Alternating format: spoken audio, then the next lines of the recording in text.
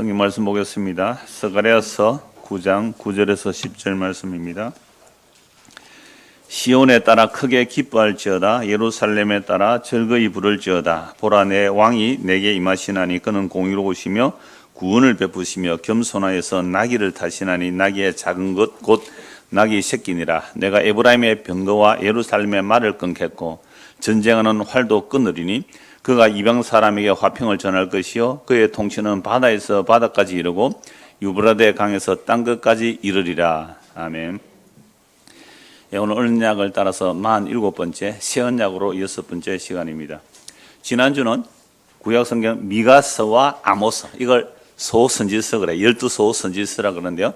미가서와 아모스에서 새 언약을 이루실 예수님께서 어디에서 오셔서 무슨 일을 하실지 그걸 살펴보았습니다. 오늘은 이제 스가랴서하고 말라기서 예수님께서 어떻게 오시고 무슨 일을 하실지를 살펴볼 거예요. 스가랴서하고 말라기서 굉장히 많아요. 예수님이 하실 일이 많은데 그건 이미 옛날에 다 설교를 했거든요. 그래서 지금은 뭐 하는 거예요? 언약이라는 성경의 큰 줄기를 찾아가는 거죠. 하나님은 창세전에 약속을 하신 거예요. 하나님이 창세전에 누구하고 약속했을까요? 어하나? 하나님이 누구하고 약속했을까? 어하네하고 언언했어요? 아니겠죠. 성부와 성자와 성령께서 천지 만물을 창조하기 전에 영원하신 하나님이니까 하나님의 뜻 자체가 이미 약속이고 뜻 자체가 이미 실현이에요. 우리는 계획해도 안 이루어지지만 하나님은 영원하신 분이고 전능하신 분이기 때문에 약속하시면 이미 약속하는 순간 우리에게는 시간과 공간이 필요하죠. 근데 하나님은 약속하시는 그 순간 이미 시공간의 창조와 완성까지도 다 이루어지는 거죠. 이제 이게 시공간을 초월하신 전능하신 하나님이라는 거죠. 그러니까 하나님이 천지 만물을 창조하기 전에 약속하셨어요. 그 약속의 뜻이 이제 성경에 펼쳐지죠. 하나님의 시에 대해서도 하나님의 나라가 어떠한지를 하나님의 백성이 어떻게 이루어질지를 쭉 다 성경에서 구약에서 예언하고 신약에서 이루어지는 내용들을 보여줍니다. 그래서 그 큰 언약이라는 주인검다리를 지금 우리는 건너고 있는 거거든요. 47번째.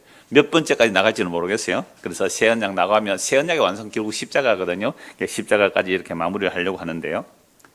자, 오늘 읽었던 스가랴서 9장 9절에서 10절 말씀은요. 배경이 언제냐 하면 여러분들 중고등부 학생들이 페르시아 들어보셨어요? 페르시아.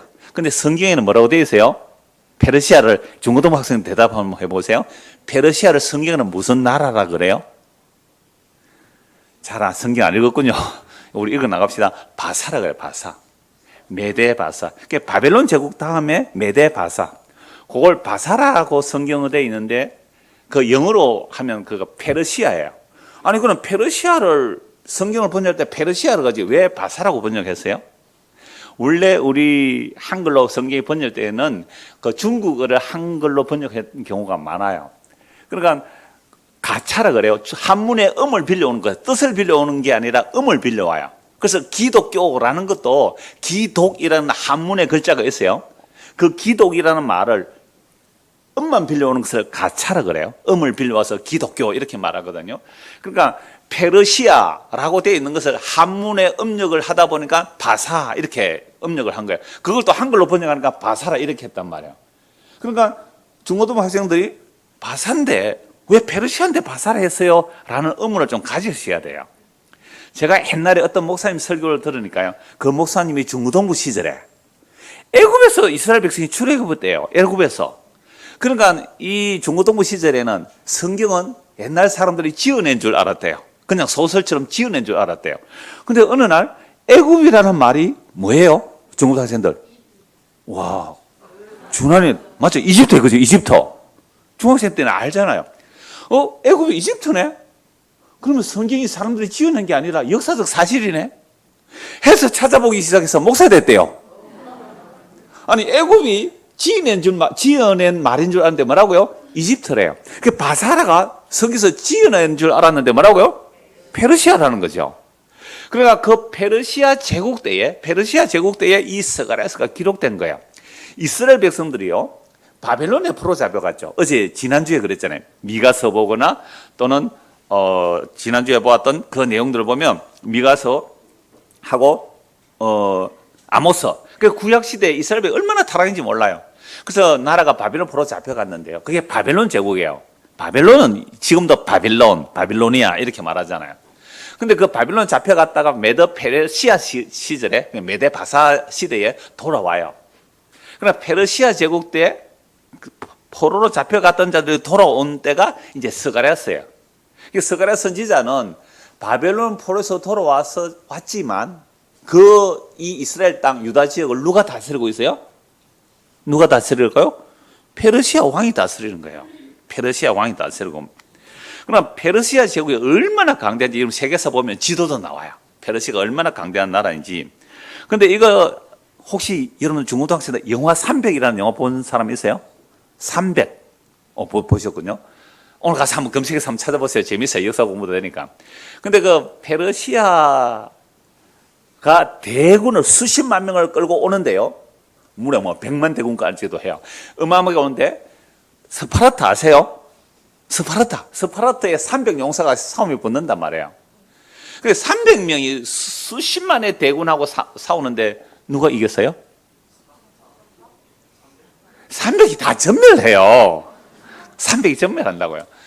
거기서 나오는 나는 자비한 왕이다 엎드리라 하는 것을 그 사람이 성경에는 아하수에르예요. 아하수에르인데 크세르크세스예요. 역사책에는 크세르크세스가 되어 있다고요. 그럼 크세르크세스는 그 페르시아 왕위를 말할 때 크세르크세스 그러거든요. 그 이집트의 그 왕위를 말할 때 파라오라 그래요. 파라오. 영어로는 그렇게 되어 있죠. 우리는 성경에서 바로 이렇게 되어 있다. 크세르크세스라는 이름의 뜻이 뭐냐 하면 영웅들의 지배자라는 뜻이에요. 세상에 영웅들 많잖아요. 그 모든 영웅들을 완전히 장악하고 지배해버린 자가 누구라고요? 크세르크세스라는 거예요. 그 크세르크세스가 등장하는 그런 시대에 이 스가랴서에 기록된 말씀이에요. 자, 그러면 지금 유다는요, 바벨론 포로 잡혀갔다가 돌아와서 정말 보잘것없는 조그만한 나라거든요. 남유다 그것도. 조그만한 예루살렘이란 말이죠. 그 예루살렘 작은 나라, 작은 골, 크지 않아요. 그 조그만한 나라에 왕이 온다는 이야기죠. 자, 오늘 다시 스가랴서 9장 9절 한번 보십시오. 시온에 따라 크게 기뻐라. 이 시온이란 말은 예루살렘이 있는 그 산 이름이 시온이에요. 그래서 시온이나 예루살렘은 같은 의미예요. 시온에 따라 크게 기뻐라. 예루살렘에 따라 즐거이 부르라. 여러분 히브리어에서는요, 어떤 나라를 말하거나 예루살렘 성, 도시를 말할 때는 여성명사를 사용해요. 그럼 예루살렘 자체가 여성명사예요. 그 예루살렘 자체가 여성명사거든요. 그러니까 예루살렘에 따라 그러면요, 예루살렘의 모든 백성들을 말해요. 그래서 남자나 여자나 예루살렘에 따라라고 불러요. 왜 아들이라고 안 부르고 딸이라 불러요? 그 예루살렘 백성 전체를 예루살렘의 딸이라 그래요. 명사, 여성 명사이기 때문에 그래요. 하나님이 남편이고 이스라엘이 뭐예요? 아내, 신부잖아요. 예루살렘이라 그러면 그건 남자든 여자든 하나님이 남편 역할이고 이스라엘이 아내 역할이에요. 그 예루살렘에 따라 즐겁게, 크게 기뻐하고 즐겁게 불러라는 거예요. 누가 온다고요? 네 왕이 온다. 그럼 바벨론 포로에서 돌아와서 이스라엘에 지금 왕이 있어요, 없어요? 없어요. 왕이 없어요. 식민 정책을 하는데 식민 지배라면 어떻게 왕이 있어요? 그런데 야, 우리에게도 왕이 온다. 굉장히 많은 성경에서 다윗과 같은 왕이 온다. 실제 다윗이 온다 이렇게도 말해요. 죽은 다윗 같은 왕이 온다는 거죠. 그럼 예루살렘아 지금 기뻐하라. 시온에 따라 예루살렘 따라 즐거이 불러라. 너의 왕이 내게 임한다. 그러면 여러분 아까 페르시아 제국이라 그러니까 페르시아 제국 다음에는 무슨 제국이 일어나요? 헬라 제국이 일어나거든요. 그 다음에 로마 제국이 일어나요. 이런 페르시아 제국 때에 이스라엘 예루살렘에 왕이 온다면 크세르크세스보다 더 강력한 힘으로 와야 되지 않겠어요? 그죠? 그래야 크세르크세스를 물리치고 헬라 제국 때는 헬라 제국을 물리치고 로마 제국 때는 로마 제국을 물리치고 예루살렘에 우리의 멋진 왕이 와서 적들을 물리치고 힘을 가진 그런 나라를 기대한단 말이에요. 이런 성경을 보면서 기뻐라 즐거워하라. 너의 왕이 임하는데 그는 뭐라고요? 공의로우시며 정의롭다는 말. 아주 공의로우시며 구원을 베풀어 주세요. 자, 구원을 베풀어 주시는데 지금 크세르크세스는요, 거대한 제국, 100만의 군대를 동원할 수 있는 그냥 말 부대가 올 수 있고 말 부대, 특수 부대가 올 수 있고 코끼리 부대가 올 수 있어요. 코끼리 부대가 어마어마한 대군을 가진 그런 크세르크세스라는 그 왕이 다스리는 그런 시대에 조그마한 예루살렘에 왕이 오서 그들을 구원하려면 어떤 힘으로 와야 돼요? 아하수에로 왕보다 더 큰 힘을 가지고 와야 되지 않겠어요? 그런데 놀랍게도 성경이 이렇게 말씀하죠. 그가 구원을 베풀러 오시는데 겸손하여서 뭘 타고 온다고요? 나귀를 타는데 그것도 그냥 큰 나귀도 아니에요. 나귀의 작은 것 곧 나귀 새끼를 타고 온대요. 실망이다, 그죠? 아니 대구는 그렇게 거대한 제국의 왕인데 유다의 왕이 오는데 나귀 새끼를 탄대요. 여기에서 겸손하다라는 단어가 히브리어에는 가난하다는 뜻이에요. 겸손해요. 겸손하다는 게 가난하다는 뜻인데 아니 유다의 왕으로 와서 큰 제국을 물리치고 구원해 주려면 가난한 사람 와서 되겠어요? 가난한 사람 와가지고 뭐 총이라도 한 자루 사겠어요? 말이라도 하나 사겠어요? 병거라도 하나 사겠어요? 성경은 이렇게 말씀하는 거예요. 성경이 이렇게 말씀하는 거죠. 그래서 10절 보십시오. 내가 에브라임의 병거, 에브라임은 북이스라엘의 대표 지파가 에브라임이거든요. 그게 북쪽이라는 거죠. 그 북쪽 사람, 또 예루살렘 남쪽을 말해요. 남쪽 수도니까. 에브라임의 병거와 예루살렘의 말을 끊어버리겠고, 그럼 북이스라엘이나 남유다 사람들은요, 뭘 기대하고 있는 거예요? 병거와 말과 병거. 옛날에 고대 전쟁에는 이게 탱크예요, 탱커. 말과 병거는 탱커와 같단 말이에요. 그러니까 이스라엘은 지금 탱크 한 대도 없어요. 예루살렘은 탱크 하나도 없단 말이에요. 바벨 포로 잡혀갔다가 돌아오는데 무슨 탱크가 있겠어요? 여러분, 우리나라 지금 탱크 수출 굉장히 많이 해요. 우리나라 탱크 수출 많은데 탱크 어디서 만드는지 아세요? 창원에서 만들어요. 여기 탱크 만드는데 우리 직원이 있어요. 탱크 만드는 국가 비밀 정보라서 안 돼요, 이거. 국방 비밀이라서 안 돼. 우리 교회 어떤 분이요, 탱크 만드는 회사요. 그 과장님, 맞아요. 모르겠다. 부장님 모르겠어요. 어떤 계세요. 이러면 또 정복해로 옵니다. 그러니까 탱크 만들어서 지금 굉장히 앞으로 5년 동안 탱크 만들어서 팔 것이 기다리고 있어요. 지금 전쟁이 일어나니까요. 러시아가 우크라이나 맞죠? 전쟁이 일어나니까 지금 탱크 수요가 많아가지고 한국 보고 탱크 잘 만든다고 막 탱크 우리 빨리 돈 많이 줄 테나 주세요. 막 한 5년 동안 탱크 만들어도 다 못 줄 정도로 탱크 잘 팔리고 있어요. 그런데요, 예루살렘에는 탱크가 한 대도 없어요. 그런데 페르시아는 뭐까지 있어요? 세상에 핵무기까지 있네요. 비행기가 있어요. 그런데 예루살렘과 유다의 왕은 그냥 가난해서 나귀, 그것도 뭐요? 나귀 새끼, 그것도 자기 것도 아니에요. 빌려서 타야 돼요.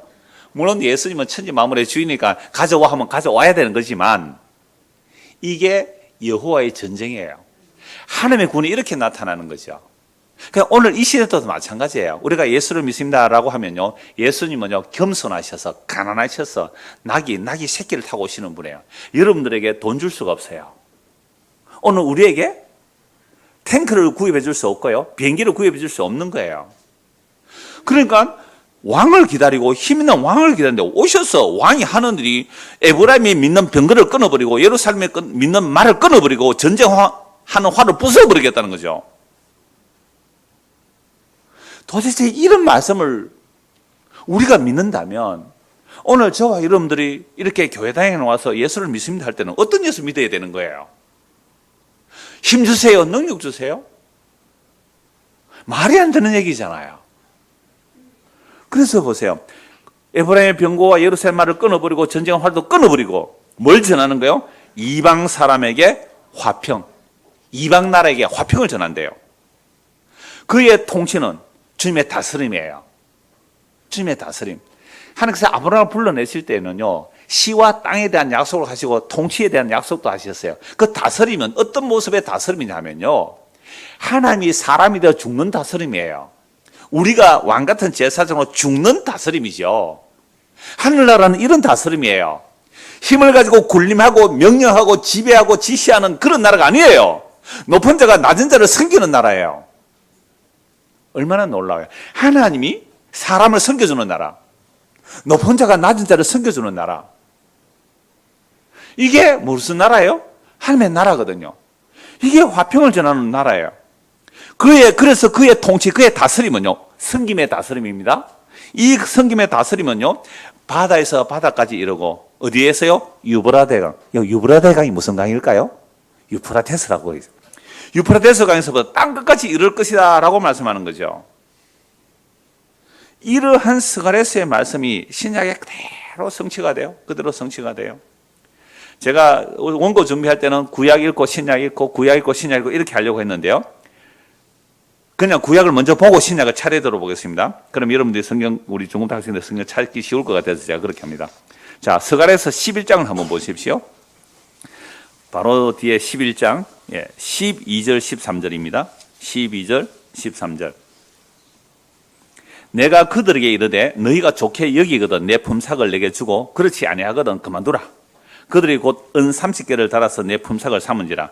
여호와께서 내게 이르시되 그들이 나를 헤아린 바 그 삭을 토기장에 던지라 하시기로 내가 곧 그 은 30개를 여호와의 전에서 토기장에 던지고, 여기까지만 읽겠습니다. 이걸 우리 중고등학생을 좀 알아듣기 쉽도록 세 번역으로 한번 읽어드릴게요. 내가 그들에게 말하였다. 너희가 좋다고 생각하면 내가 받을 품삯을 내게 주고 줄 생각이 없으면 그만두어라. 그랬더니 그들은 내 품삯으로 은 30개를 주었다. 주님께서 내게 말씀하셨다. 그것을 토기장에게 던져버리라. 그것은 그들이 내게 알맞은 삭이라고 생각해서 쳐준 것이다. 나는 은 30개를 집어 주의 성전에 있는 토기장에 던져 주었다. 그러니까 한 목자가 있는데 나에게 품삯 주려면 주세요라고 했더니 은 30개를 달아주었다는 거예요. 은 30개는 노예의 품값입니다. 노예 한 사람 사고 파는 그 품삯이에요. 그걸 주었단 말이에요. 근데 그 은 30을 토기장에 던져서, 성전에 던져서 토기장에 밭을 사게 되는 이런 일들이 신약에서 어떻게 이루어질지는 나중에 또 찾아볼게요. 자, 스가랴서 10장 한번 보십시오. 12장 10절입니다. 스가랴서 12장 10절. 같이 한번 읽어봅시다. 10절은 시작. 내가 다윗의 집과 예루살렘 주민에게 은총과 강구하는 심령을 부어주리니 그들이 그 찌른 바 그를 바라보고 그를 위하여 애통하기를 독자를 위하여 애통하듯 하며 그를 위하여 통곡하기를 장자를 위하여 통곡하듯 하리로다. 자, 하나님께서 다윗의 집과 예루살렘에 뭘 부어주신다는 거예요? 은총과 강구하는 심령. 하나님의 영을 부어주시면요, 은총을 받게 되고, 은총을 받게 되면 자기가 죄인인 줄 알고 강구를 해요. 근데 그 은총과 강구와 심령을 부어주면 그들이 그 찌른 바 그를, 자, 그 찌른 바 그를 돼 있는데요, 각주를 한번 보세요. 뭐라고 돼 있어요? 히브리 말로 나를. 하나님의 말씀을, 하나님이 이렇게 말하는 거죠. 내가 은총과 강구와 심령을 너에게 부어줄 텐데, 그러면 그들이 너희가 찌른 나를 바라보고 이렇게 해요. 그러면 사람이 누구를 찔렀다는 거예요? 하나님을 찔렀다는 거잖아요. 찌른 하나님을 바라보고 막 애통하기를, 독자를 위해서 애통하듯 하며 그를 위해 통곡하기를 장자를 위해서 통곡하듯 하리라 라는 말씀이 있죠. 13장 1절 보세요. 13장 1절. 이것도 같이 읽읍시다. 시작. 그 날에 죄와 더러움을 씻는 셈이 다윗의 족속과 예루살렘 주민을 위하여 열리리라. 그 찔린 바, 하나님이 사람들에게 찔리는데 그 찌른 그 주님을 바라보면서 막 애통하고 회개한데 그 날에 무엇이 열린다고요? 죄와 더러움을 씻는 셈이 열리리라. 이게 다윗과 예루살렘 주민에서 열리는데 이 더러움과 그 죄를 씻는 그 셈이 그 예루살렘에 시작해서 어디로 흘러가는 거예요? 유다와 사마리아와 땅끝까지 이르러 오늘 우리에게도 흘러온 거예요. 이게 구약 스가랴서의 예언이에요. 지금부터 무려 2500년 전에, 지금부터 무려 2500년 전에 그 페르시아 제국 때에 그 조그마한 예루살렘에 그 선지자, 스가랴 선지자가 하나님의 계시를 받는 거예요. 장차 우리에게 왕이 올 겁니다. 그 왕이 오셔서 겸손하여서 가난하여서 그것도 낙이 새끼를 타고 예루살렘에 입성하셔서 그분이 뭘 끊어버린다고요? 병거와 말을 끊어버려요. 오늘 우리는 자본주의 시대에 살아가요. 대한민국이라는 자본주의 시대에 살아가는데 자본주의에서 가장 큰 힘이 뭐예요? 자본이에요. 자본주의 시대에 가장 큰 힘이 자본이거든요. 그 자본을 끊어버리겠다는 거예요. 자본을 끊어버리겠대요. 그게 우리의 왕이라는 거죠. 이 예수를 여러분의 진짜 왕으로 모셔드리겠어요? 예수 믿으면 뭘 끊어버린다고요? 돈을 다 날려버려요. 돈을 다 날려버린대요. 말과 병거는 뭐 있으면 살 수 있어요? 돈 있으면 살 수 있잖아요. 비행기 돈 주고 살 수 있어요. 그럼 비행기 한때 미국에 스텔스기 알아요? 무서워요. 레이더 안 잡혀요. 그럼 비행기 한 대가 뭐 1조가 넘을 거예요. 돈만 주면 비행기 사올 수 있다고요. 그런데 진짜 우리의 왕은 돈을 끊어버리는 돈을 말과 병거를 끊어버린대요. 활을 끊어버린대. 탱크 완전히 박살내버리겠다는 거예요. 이게 예수예요.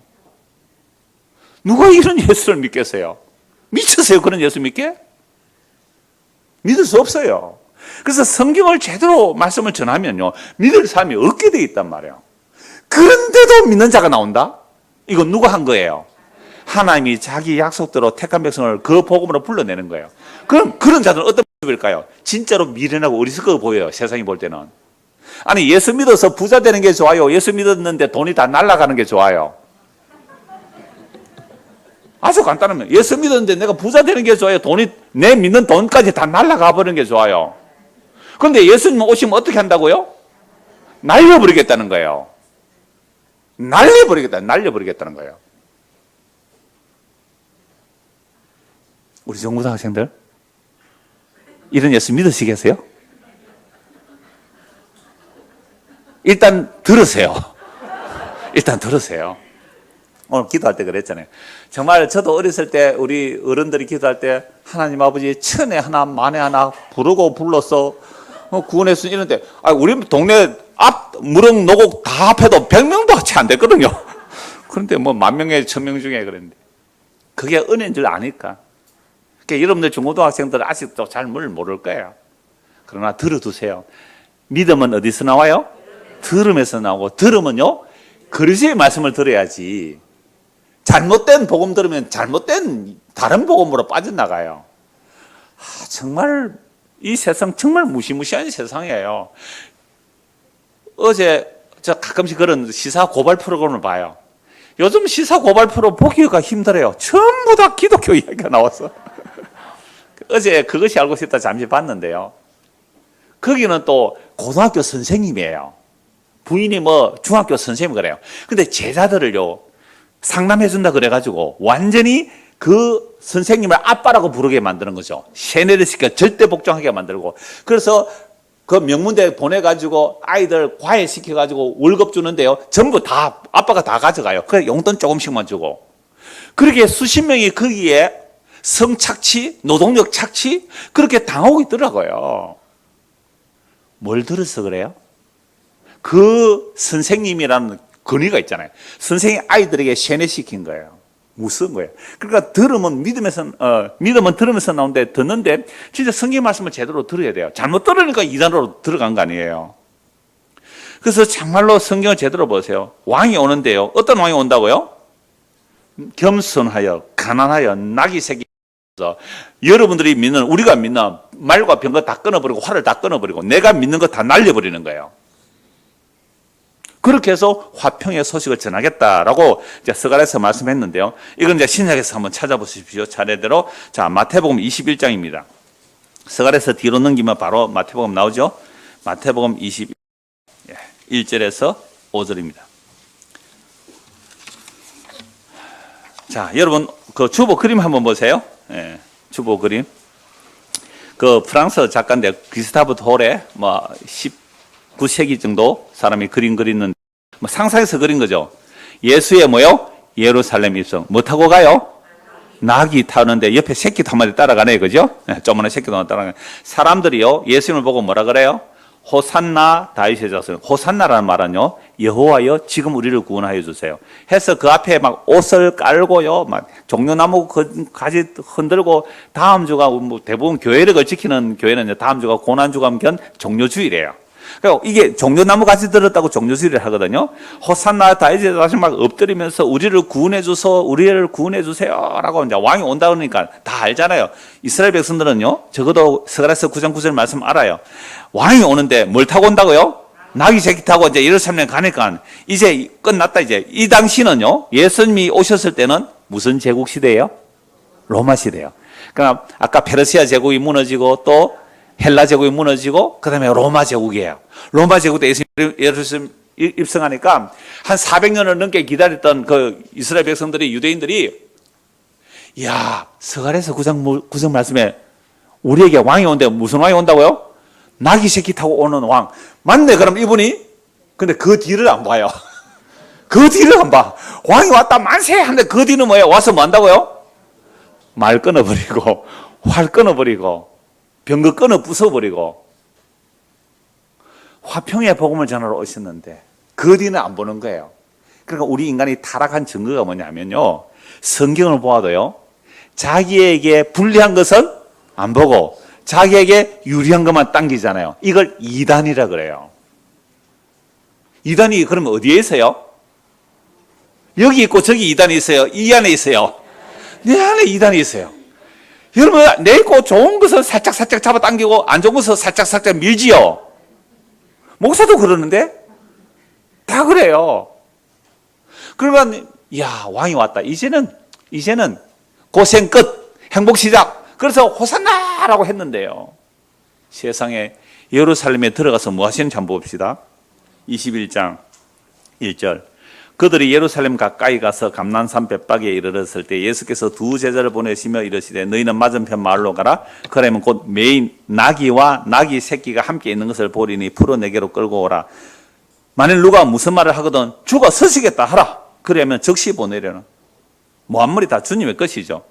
이는 선지자를 통해 하신 말씀을 이루려 하심이라 일렀으되, 이게 스가랴서 9장 9절 말씀이죠. 시온 딸에게 이르기를 네 왕이 내게 임하나니 그는 겸손하여 나귀 곧 멍에 매는 짐승의 새끼를 타도다 하라 하였느니라. 제자들이 가서 예수께서 명하신 대로 하여 나귀와 나귀 새끼를 끌고 와서 자기들의 겉옷을 그 위에 얹으며 예수께서 그 위에 타시니 무리의 대다수는 그들의 겉옷을 길에 펴고 다른 이들은 나뭇가지를 베어 길에 펴고 앞에서 가고 뒤에서 따르는 무리가 소리 높여 이르되 호산나 다윗의 자손이여 찬송하리로다. 주의 이름으로 오시는 이여 가장 높은 곳에서 호산나 하더라. 예수께서 예루살렘에 들어가시니 온 성이 소동하여 이르시되 이는 누구냐 하거늘 무리가 이르되 갈릴리 나사렛에서 나온 선지자 예수라 하니라 해서 막 호산나 노래를 부르는 거예요. 그런데요, 이 예수님께서 예루살렘에 들어가서 하신 일이 뭐예요? 12절 보십시오. 예수께서 성전에 들어가서 왕이 되어서 등극해야 되는데 성전에 들어서 뭘 하시는가요? 장사하는 사람들을 내쫓아버리죠. 성전에서 장사 내쫓아버려요. 돈 바꾸는 사람들의 상을 둘러 엎어버리죠. 비둘기 파는 사람들의 의자를 둘러 엎어버리죠. 감히 할 수 없는 일을 한 거예요. 우리 감히 거룩한 성전에서 대제사장이 있고 제사장들이 절비하고 수많은 사람들이 성전에 와서 제사 드리고 예배하고 제물을 드리고 돈을 바꿔서 그 비둘기를 잡고 뭐 팔고 양을 잡고 하는 그런 거룩한 성전에서 감히 이 일을 한다? 이건요, 정말 작정하지 않고 이 짓을 못해요. 그래서 예수께서 오셔서 둘러 엎어버린 거예요. 그러니까 대제사장 서기관들이 저것 그대로 두면 안 되겠다. 잡아 죽이자. 미리 죽이로 결의했지만 이 사건을 통해서 결정적으로 죽여버리겠다는 거예요. 예수님이 이렇게 말씀하시죠.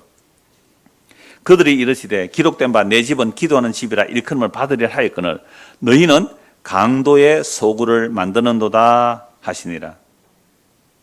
매인과 저는 자들이 성전에서 예수께 나오며 고쳐주시니 대제사장들과 서기관들이 예수께서 하시는 이상한 일과 또 성전에서 소리 질러 호산나 다윗의 자손이 하는 어린이들을 보고 노하여 예수께 말하되 그들이 하는 말을 듣느냐? 예수께서 이르되 그렇다. 어린 아기와 젖먹이들의 입에서 나오는 찬미를 온전하게 하셨나이다 함을 너희가 이러고 본 적 없느냐? 그들이 떠나 성 밖으로 베다민에 가서 거기 요하니라. 이러고 예수님 떠나버리셨네요. 그러니까 예수님이 뭐 왕이 되어서 뭐 적을 물리치거든지 왕으로 등극하는 일이 아니라 성전만 둘러 엎어버리고 나가버렸잖아요. 충격이죠. 백성들이 저 거룩한 성전을 장사하면서 내쫓아버렸네. 이랬을 때에 그 대제사장과 서기관과 바리새인들은 예수를 죽이지만 명절 6월절에 안 죽이려고 했단 말이에요. 왜요? 혹시나 예수를 따르는 무리가 많으니까 밀란이 일어나면 또 로마가 우리를 더 죽여버릴까 싶어서 하고 죽이려고 했는데 그럴 수 없어요. 예수님은 6월절 어린 양으로 오셨기에 6월절 잡혀서 죽어야 돼요. 그러니까 죽이는 자들이 결정하는 것이 아니라 죽임 당하는 나를 결정하시는 거예요. 그래서 급격하게 가룟 유다가 은 30에 팔고요. 그래서 이제 예수님 십자가 처형하는데요. 마태복음 27장 보십시오. 이렇게 호산나라고 부르짖는 자들이 하루 이틀 사이에 며칠 만에 완전히 돌아서서 예수를 십자가에 못 박아 죽이세요라고 하는 거예요. 자, 우리가 조금 전에 스가랴서 11장 은 30 이야기 봤죠? 은 30 이야기를 이제 해석하는 내용이 마태복음 27장, 성취하는 내용이 27장입니다. 마태복음 27장 3절입니다. 그때에 자, 예수님께서 잡혀서 죽이려고 끌고 가잖아요. 그 예수님의 죽음을 보고 이제 가룟 유다가 이렇게 하는 거예요. 그때에 예수를 판 유다가 그의 정죄됨을 보고 스스로 뉘우쳐 30을 대제사장들과 장로들에게 도로 갖다 주며 이르되 내가 무죄한 피를 팔고 죄를 범하였도다 하니 그들이 이르되 그것이 우리에게 무슨 상관이냐 네가 당하라 하거늘 은 30에 가룟 유다가 예수를 팔아먹죠. 이게 아까 어디서 나온 말씀이에요? 스가랴서 11장 12절에서 목자의 품삯을 달라고 하니까 노예 품삯 은 30을 팔았잖아요. 예수님께서 가룟 유다에게 은 30에 팔리신 것이 스가랴서 11장의 말씀의 성취예요. 근데 가룟 유다가 예수를 팔아 넘기고 나서 어때요? 예수님께서 잡혀서 정죄 당함을 보고 양심의 가책을 받아서 회개하고 예수 믿으면 될 텐데 이 사람은 양심이 너무 고와서 양심이 진짜 고운 사람이에요. 물론 헌금을 도둑질 했지만 헌금 도둑질 하는 사람 있어요, 우리가 다. 그러니까 도둑질 했지만 예수를 팔아넘긴 그 양심의 가책이 크면 주여 잘못했으라고 돌아갈 수가 없어요. 왜냐하면 양심이 너무 고와서 그래요. 그래서 자결을 해요. 유다가 은을 성소에 던져넣고 물러가서 스스로 목매어 죽은지라 대제사장들이 그 은을 거두며 이것은 핏값이라 성전 창고에 넣어둠이 옳지 않다. 성전 금고에 넣는 것이 옳지 않다.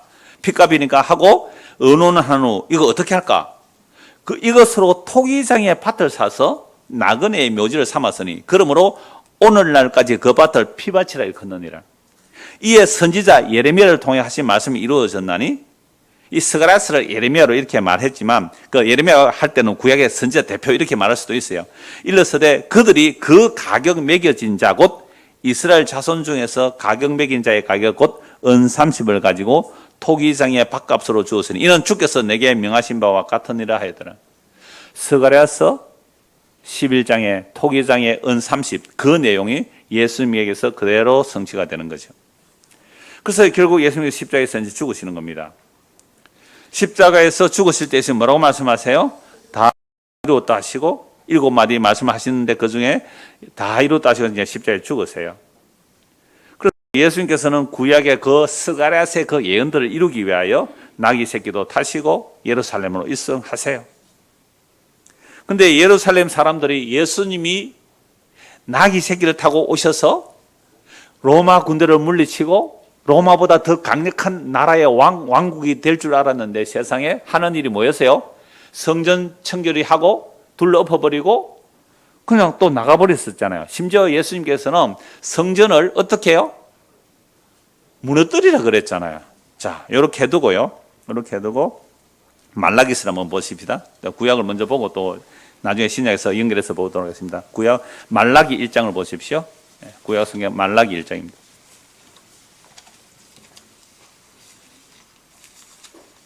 스가랴서 마태복음 바로 앞에예요. 스가랴서 뒤에 말라기. 자, 구약 성경 마지막이죠. 말라기 1장 10절에서 11절입니다. 만군의 여호와가 이르노라 너희가 내 제단 위에 헛되이 불사르지 못하게 하기 위하여 너희 중에 성전문을 닫을 자가 있었으면 좋겠도다. 내가 너희를 기뻐하지 아니하며 너희가 손으로 드리는 것을 받지도 아니하리라. 만군의 여호와가 이르노라 해 뜨는 곳에서부터 해 지는 곳까지 이방 민족 중에서 내 이름이 크게 될 것이라. 각처에서 내 이름을 위하여 분향하며 깨끗한 제물을 드리리니 이는 내 이름이 이방 민족 중에서 크게 될 것입니다. 구약 성경 마지막에 말라기죠. 그러니까 제가 이걸 말씀드릴 때마다 워드 플레이를 해요. 언어 유희를 하는데요. 말라기 뭐라고 했어요? 말아라.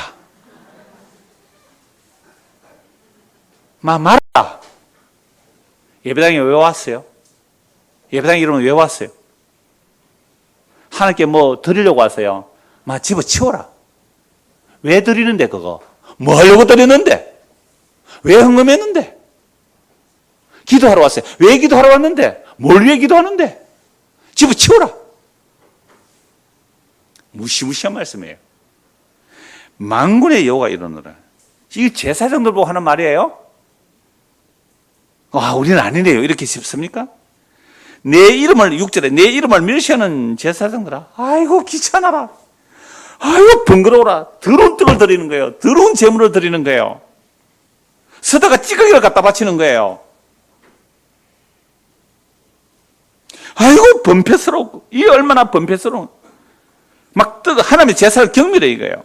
8절 보세요. 만군의 여호와가 이르노라. 너희는 눈먼 희생 제물을 바치는 것이 어찌 악하지 아니하며 저는 것 병등설 드린 것이 어찌 악하지 아니하냐. 이제 그것을 너희 총독에 드려보라. 그가 너를 기뻐하겠으면 너를 받아주겠느냐. 만군의 여호와가 말하노라. 너희는 나 하나님께 은혜를 구하면서 우리를 불쌍히 여기서 하여보라. 너희가 이같이 행하였으니 내가 너희 중 하나님들 받겠느냐. 얼마나 번거로운 거, 얼마나 귀찮은 거. 그런데 왜 꾸역꾸역 예배당에 나왔어요? 왜 꾸역꾸역 주일 지킨다고 왔어요? 왜 꾸역꾸역 11조 했어요? 그렇게 해서 복 받으려고요? 그렇게 하면 벌 받을까 싶어요. 집어치워라 그거. 성전문 닫아버리라. 거룩하게 제사를 드리는 모습이 나와요. 제물을 드려요. 기도를 해요. 분향을 해요. 어마어마하게 성전에 제사를 드리는데 하나님께서는 역겹다 역겨워. 경상도 말로 앵굽다, 앵굽다. 토하고 싶다, 토하고 싶다. 제발 그 가정한 예배 안 드리도록 성전문 닫을 자가 있으면 좋겠다. 구약의 마지막 선지자가 그 말씀하셨죠. 그래서 그 성전문 닫으러 누가 오셨어요? 예수님이. 그래서 요한복음 2장에 보면 이 성전문을 닫는 정도가 아니에요. 성전을 어떻게 해요? 무너뜨려 버리라. 그래서 아까 성전에 장사하는 사람 둘 엎어버리잖아요. 성전문 닫으러 왔어요. 성전 부숴버리러 왔어요. 그리고 3일 만에 이렇게 얘기했다고. 그래서 예수님의 십자의 죽음과 부활이 예수님이 성전되고 정말 성령이 임하여 회개하고 예수 믿으면 우리가 성전되는 거예요. 집어치워라. 집어치워라. 성전문 닫을 자가 있으면 좋겠다. 3장 1절 보십시오. 그런데 그 성전을 부숴버리기 전에 한 사람이 와요. 3장 1절입니다. 만군의 여호와가 이르노라. 보라 내가 내 사자죠. 메신저. 하나님의 사자를 보내리니 그가 내 앞에서 길을 준비할 것이요. 또 너희가 구하는 바 주가 갑자기 그의 성전에 임하시리니 곧 너희가 사모하는 바 언약의 사자가 임하실 것이라. 그가 임하시는 날을 누가 능히 다하며 그가 나타나는 때에 누가 능히 서리요. 그는 금을 연단하는 자의 불과 표백하는 자의 재물과 같을 것이라. 그가 은을 연단하여 깨끗하게 하는 자같이 앉아서 레위 자손을 깨끗하게 하되 금, 은같이 그들을 연단하리니 그들이 공의로운 재물을 나 여호와께 바칠 것이라. 그러니까 그 여호와 하나님께서 성전문을 완전히 닫아버리고 파괴해버릴 텐데 그 날이 오기 전에 누가 온다고요? 하나님의 사자를 보내게 주겠더니 하나님의 사자. 이 하나님의 사자를 보내겠다라고 말씀합니다. 이제 말라기 4장 5절에서 6절입니다. 정말 성경 끝이죠. 예, 구약 성경 마지막이에요. 자, 말라기 4장 5절에서 6절입니다. 보라. 구약 성경 마지막이에요. 보라. 여호와의 크고 두려운 날이 이르기 전에. 구약에서 예언한 여호와의 크고 두려운 날은 메시아 오시는 날이에요. 메시아는 항상 구원과 심판을 동시에 이루어내십니다. 이르기 전에, 그 크고 두려운 날이 이르기 전에, 메시아 오시기 전에 내가 누구를 보낸다고요? 선지자 엘리야를 너에게 보내리니 그가 아버지의 마음을 자녀에게로 돌이키게 하고 자녀들의 마음을 그들의 아버지에게로 돌이키게 하리라. 돌이키지 않으면 두려울 건데 내가 와서 저주로 그 땅을 칠까 하노라 하시니라.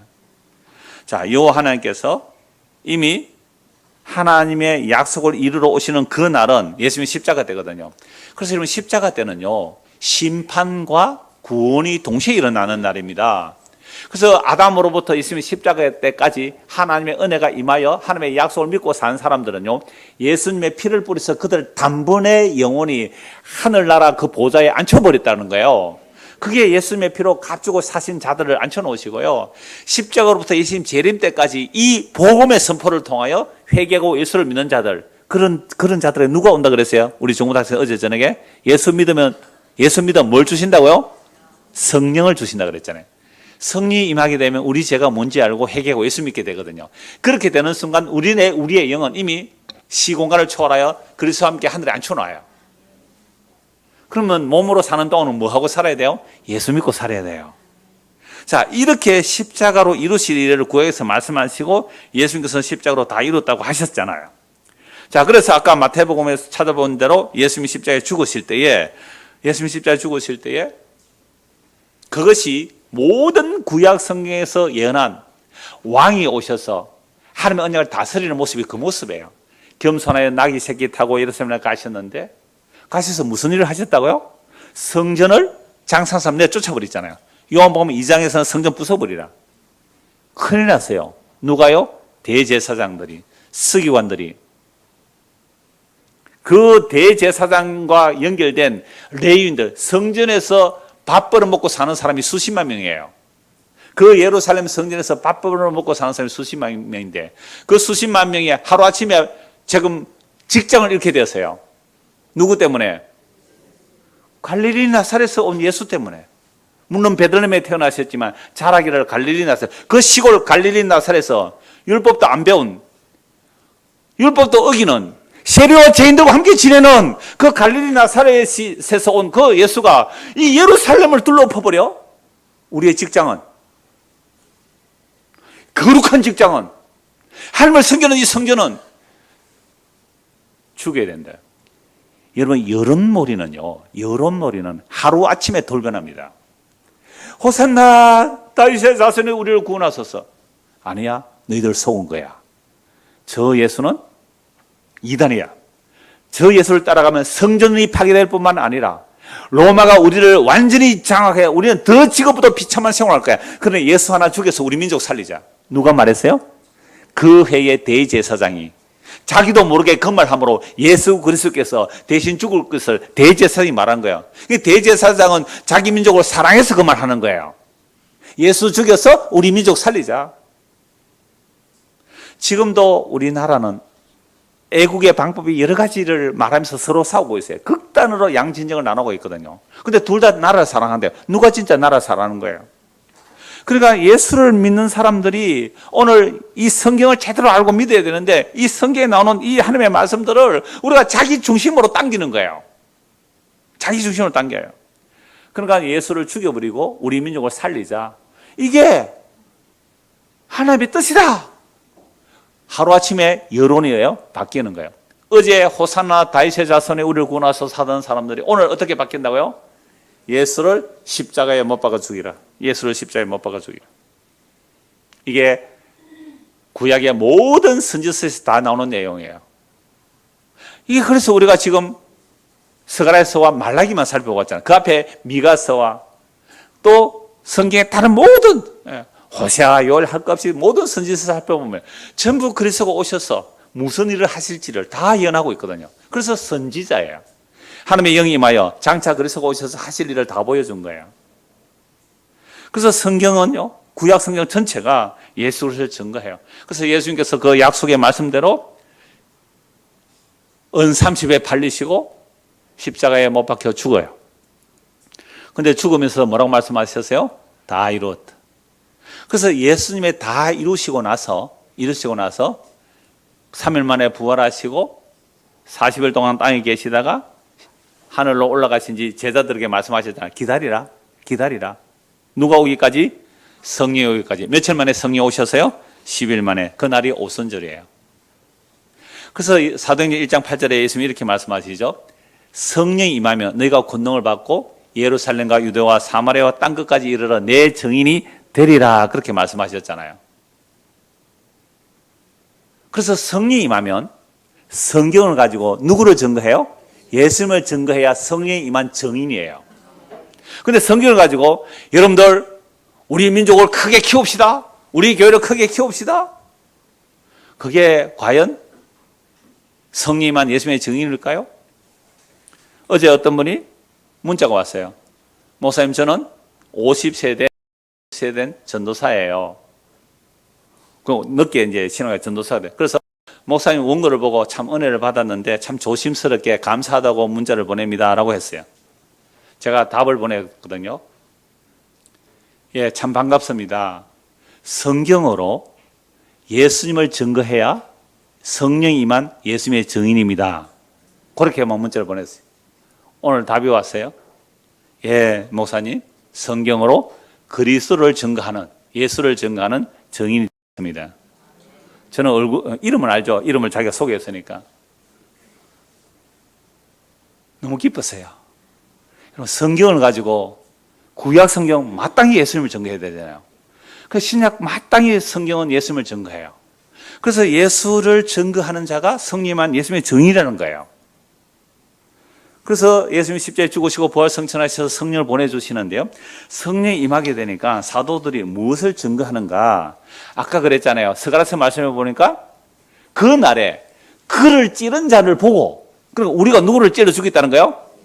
구약에서는 하나님이에요. 너희가 나를 찌를 텐데 너희가 나를 쳐다보고 독자를 잃은 것처럼 애통하리라. 오늘 우리가 예수님의 이야기를 할 때 예수님이 누구예요? 천지를 창조하신 하나님이에요. 우리의 욕심이, 우리의 죄가 그를 찔러 죽었습니다. 이 이야기가 안 나오면 복음 전한 거 아니에요. 우리의 욕심이, 우리는 아까 보세요. 우리 지금 대한민국이 힘들잖아요. 뭐 경제 시비 안에 올라간다 그래도요. 정말 대륙 세력하고요. 해양 세력하고요. 그 공산주의하고 또 자본주의 사이에 끼 가지고 원래 끼세다가 힘이 들어요. 이 중간에 끼가 힘들어요. 그러니까 이렇게 힘든 이런 상황에서 유대인들이 얼마나 힘들었을까요? 그러니까 우리가 왕이 왔다, 메시아가 왔다 하면 어떤 왕을 원해요? 병거를 많이 사오고, 그죠? 활을 많이 준비하고, 탱크 막 핵무기 만들고, 비행기 막 수입해서 막 그냥 세계를 완전히 우리가 지배하고 싶은 그런 욕망들이 대한민국 사람 중에 있을까요, 없을까요? 있죠. 그러니까 여러분들에게 우리가 믿는 예수님은 떨어집니다. 탱크 부숴버립니다. 여러분의 돈을 날려버립니다. 라고 하면 그런 예수님을 따라갈까요? 도망갈까요? 도망가야죠. 그런데도 도망 못 가고 끌려오는 자들이 있어요. 그게 하나님 택한 백성이라 그래요.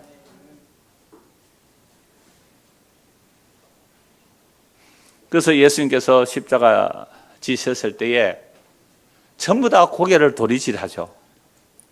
사탄은 어떻게 유혹해요? 예수님이 십자가 달려있을 때. 저는 이게 사탄의 최후 유혹이라고 봐요. 야, 돌로 떡을 만들어 먹어라. 성전구두에 뛰어내리라. 세상 영광 너에게 주마. 이 유혹보다 더한 유혹이 어디예요? 십자가예요. 네가 하나님의 아들이라면 십자에서 내려와 봐라. 자기도 구원 못 받고 저주받아 죽는 주제에 남을 구원한다니 말이나 되겠느냐? 침을 뱉고 고개를 도리질하면 아니야. 예수 가짜야. 다 떠나고 다 돌아가 버렸어요. 제자들마다 다 떠나가 버렸어요. 그 무력함, 그 저주받음, 그 비참함, 그 속에서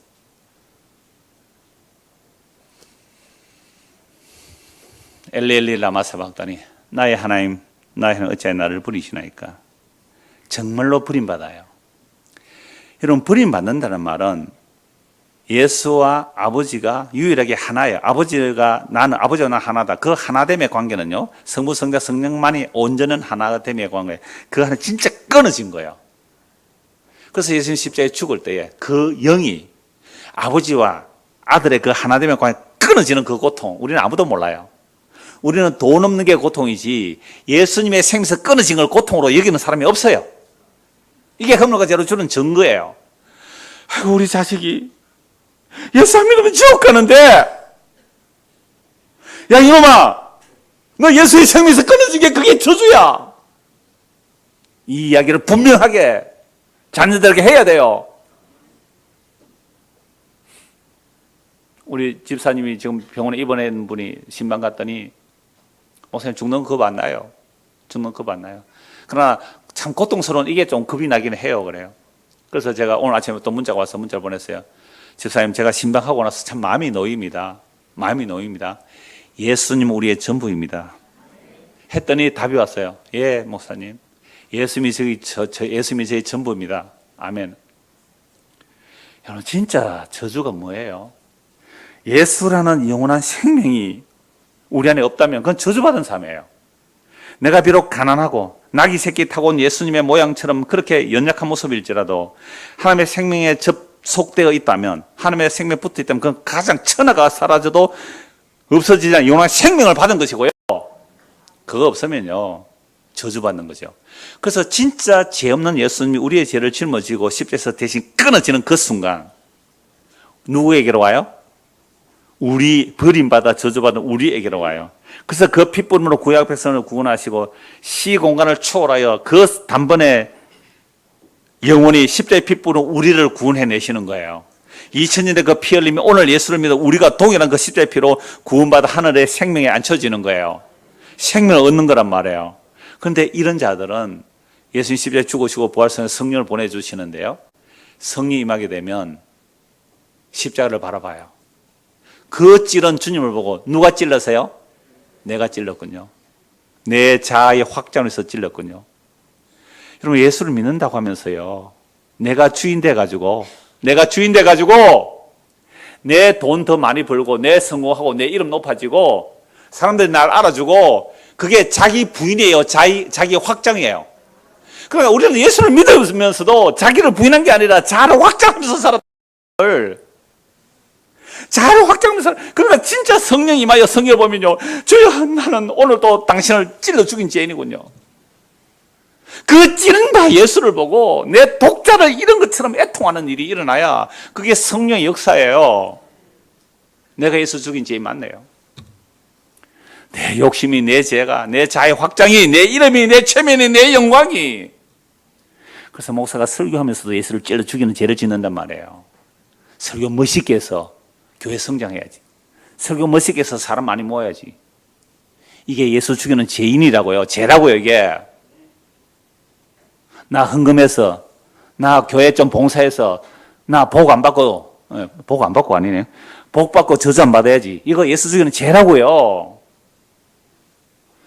그래서 그 찌른 바 하나님께서 은총과 강구하는 심령을 부어주시니 성령을 보내시는 거예요. 성령이 임하면 하나님의 은총과 그 강구하는 영을 부어주시면 자기 죄가 뭔지 알아요. 내가 그 찌른 바 그를 보고 내 독자를 잃어버린 것처럼 애통해요. 그러면 정말 자기 독자를 잃어버리잖아요. 우리 교회도 뭐 독자는 아니죠. 아들을 먼저 보낸 분이 계시잖아요. 아들을 보낼 때에 그 먼저 보낸 아들을 우는 그 울음보다 더한 그 울음을, 주여 내가 당신을 죽였나이다고 십자가 바라보고 울어본 적이 있어요? 그러니까 우리는 우리 가족이 죽는 거, 내 재산이 날아가는 거, 그거 가지고 울고 통곡했는데 예수 십자가 보고 아직도 그런 통곡이 안 일어났잖아요. 기도해야 돼요. 하나님, 저에게도 은총과 강구하는 힘을 부어주셔서 내 죄가 예수를 찔러 죽인 죄인이 맞습니다 라고 할 때에 놀랍게도 스가랴서 13장에서 그때에 뭐가 부어진다고요? 은총과 강구하는 영을 부어주실 때 뭐가 부어주신다고요? 스가랴서 13장 1절, 그날에 죄와 더러움을 씻는 샘이 다윗과 다윗의 조서가 예루살렘의 주민을 위하여 열리리라. 얼마나 놀라운 말씀이에요. 그 죄와 더러움을 씻는 샘이 2000년 전에 십자가에서 솟아나서 지금도 흘러가고 있는 거죠. 흘러오고 있는 거죠. 그래서 사도행전 2장을 한번 보십시오. 사도행전 2장입니다. 이제 성령이 임하여 사도들이 복음을 전하죠. 36절. 사도행전 2장 36절입니다. 그런저 이스라엘 온 집은 확실히 알아라.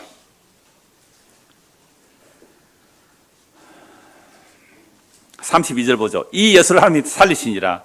너희가 죽인 예수를 누가 살려요? 하나님이 살려요. 그럼 우리는 다 예수 죽인 죄인으로 드러나요. 하나님이 오른손으로 예수를 높이시며 그가 약속하신 뭘요? 성령을 아버지께 받아 보고 듣는 것을 부어주셨느니라. 이게 스가랴서 말씀에 뭐요? 은총과 강구하는 영을 부어주세요. 은총과 강구하는 영이 부어지면 그 찌른 바 예수를 바라보고 회개한다고요. 다윗은 하늘에 올라가지 못하였으나 친히 말해 이르되 주께서 내 주에게 말씀하시기를 내가 네 원수를 네 발등상이 되게 하기까지 너는 내 우편에 앉아 있으라 하셨도다 하였으니, 그런저 이스라엘 온 집은 확실히 알지니 너희가, 자기 이름 넣어야 되겠죠. 너희가 십자가에 못 박은 이 예수를 하나님이 주와 그리스도가 되게 하셨느니라 하니라. 이때 은총과 강구하는 영이 임한 자들은 회개하고요. 은총과 강구하는 영이 임하지 않으면 돌 던집니다. 서두란 집사를 돌도 쳐 죽이고 이 말씀을 듣고 은총과 강권의 영 성이 임하게 되면 회개해요. 그래서 31절 그들이 이 말을 듣고 마음에 찔려 베드로와 다른 사도들에게 물어 이르되 형제들아 우리가 어찌할꼬 베드로에 대해 너희가 회개하여 각각 예수 그리스도의 이름으로 세례를 받고 제삼을 받으라. 그리하면 성령의 선물을 받으리니 이 약속은 너희와 너희 자녀와 모든 먼데 사람 2000년이 지나서 오늘 우리가 이 복음을 듣고 있잖아요. 곧 우리 하나님께서 얼마든지 부르시는 자들에게 하신 것이라 하고 또 여러 말로 확정하며 권하며 이르되 너희가 이 패역한 세대에서 구원을 받으라. 이 패역한 세대입니다. 어떤 패역한 세대요? 자기가 주인인 줄 알고 살아가는 것. 자기가 주인인 줄 알고 살아가는 것, 자의 확장을 위해서 살아가는 것, 자기 이름의 영광을 위해서 살아가는 것, 이게 죄인 줄 아는 거예요. 그래서 은총과 강권한 영이 부어지면 찔림을 받아 어찌할꼬 라고 할 때 회개하고 주 예수를 믿으라. 그래서 구약의 모든 성경의 내용을 세례 요한이 아까 언약의 사자 온다 그랬잖아요. 그 언약의 세례 요한이 외친 거래요. 회개하라, 천국에 가까이 왔다. 바로 예수가 왔다는 거예요. 그래서 요한복음 1장 29절에 보라 세상 죄를 지고 가는 하나님의 어린 양을 보라. 그래서 모든 구약 성경은 세례 요한의 손가락에 모아져서 누구를 가리켜요? 세상 죄를 지고 가는 하나님의 어린 양을 보라. 그럴 때 오늘 우리가 이 복음을 들을 때 주여 나의 죄가 예수를 죽인 죄가 맞습니다. 그 죄는 내가 주인으로 살고자 예수 진짜 주인은 예수를 죽였군요. 하고 회개하고 예수를 믿는 자는 이제부터 어떤 일이 일어나는 거예요? 주여 내가 주인이 아니었네요. 예수님이 나의 주인이었군요. 하고 예수를 믿는 자들 이걸 믿음 생활이라고 말합니다. 오늘 저와 여러분 모두에게 은총과 강권한 영이 임하여 회개하고 예수를 믿음으로 내가 주인이 아니라 예수님이 나의 주인입니다 라고 믿고 살아가는 이 은혜가 우리 중고등부 학생들과 또 인터넷 듣는 여러분들에게도 우리 성도 모두에게도 이 은혜가 임하여 정말 회개하고 예수 믿고 사는 우리 모두가 되기를 간절히 소원합니다. 기도하겠습니다. 하나님 아버지, 그냥 성경을 연결하여 읽었을 뿐인데도 성경은 너무나 분명하게 구약에서는 것이고 오실 것이며 그를 우리의 죄가 죽일 것이며 그러나 하나님께서 다시 살리시고 성령을 보내실 것과 성령이 임하면 회개하고 예수 믿을 내용을 이렇게 성경은 선명하게 증거하고 있습니다. 주의 성령께서 역사하셔서 우리에게도 은총과 강권한 영이 부어져서 우리의 죄가 예수를 죽였다는 죄의 고백이 나오게 하시고 그리했을 때에 죄와 더러움을 씻는 셈이 십자가에서 오늘도 흘러넘침을 인하여 우리의 죄가 용서받아 기뻐하고 감사하며 주를 믿고 살아가는 우리 모두가 되도록 은혜를 베풀어 주옵소서. 예수 그리스도 이름 받들어 기도드리옵나이다. 아멘.